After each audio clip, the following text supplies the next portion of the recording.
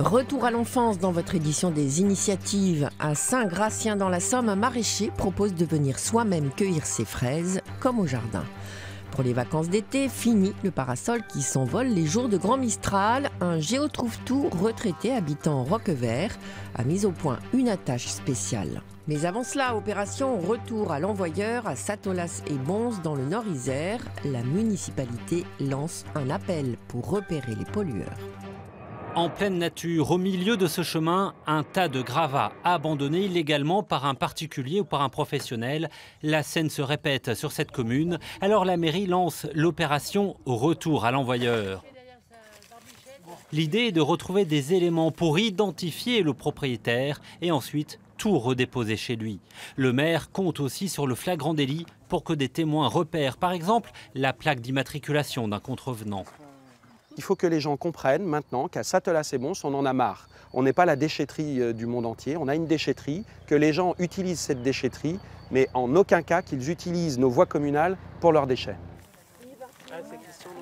Selon la mairie, cette action pourra aussi s'appliquer aux déchets ménagers abandonnés sur un trottoir comme ceci. Tous les lundis, les agents municipaux organisent des tournées pour retirer tous les dépôts sauvages, un effort conséquent pour la collectivité. À terme, l'idée sera de diffuser sur les réseaux sociaux les photos ou le nom d'un professionnel surpris en train de polluer les chemins. Là, on est juste dans une logique assez simple. Tu viens polluer chez nous, ok, on vient polluer chez toi. Maintenant, tu le sais, si tu viens polluer à Satolas-et-Bons, on ira polluer chez toi.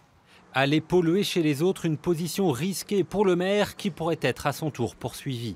Il y a quelques mois, cette nouvelle politique a été inaugurée avec des déchets ramenés dans la cour d'une villageoise, une personne qui n'a pas porté plainte ensuite.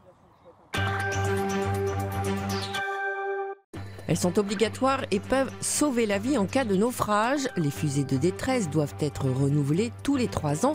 Conserver ces fumigènes périmés est dangereux. Le Conseil régional de Bretagne vient de lancer une grande opération de collecte.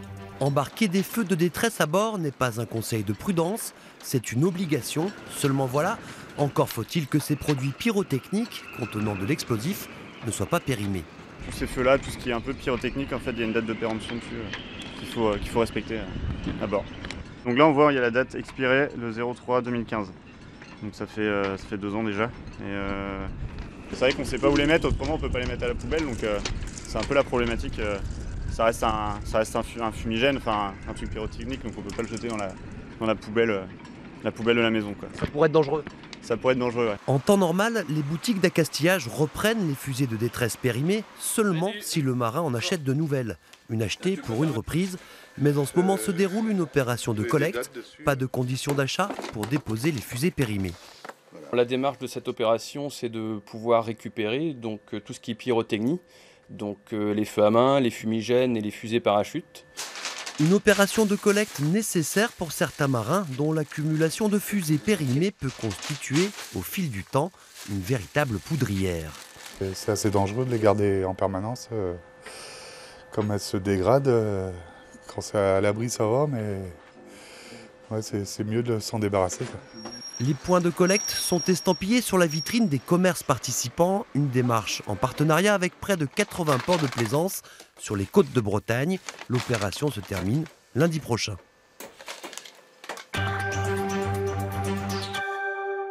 À l'approche des vacances d'été, l'idée est simple, mais encore fallait-il y penser. Un habitant de Roquevert, dans les Bouches-du-Rhône, a mis au point un système ingénieux pour fixer son parasol sur la plage, pratique en cas de grand Mistral.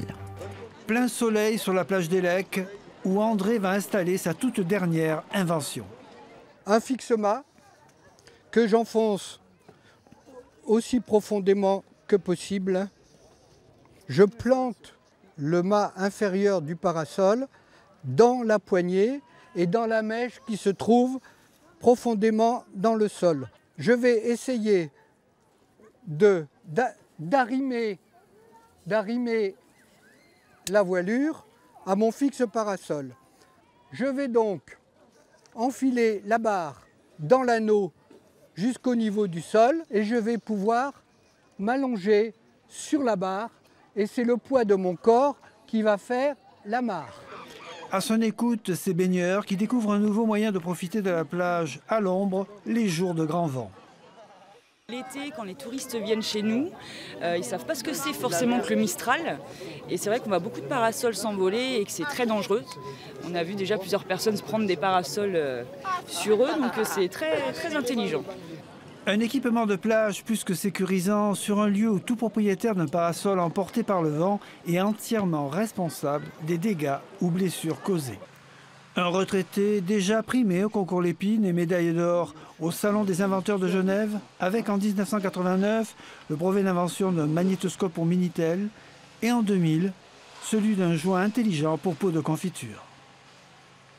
Inventer, c'est faire avancer un peu la société.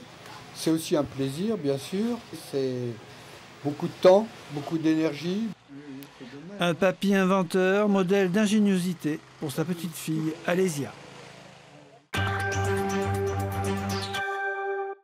On termine cette édition avec la star des beaux jours qui est belle et bien arrivée sur les étals, la fraise.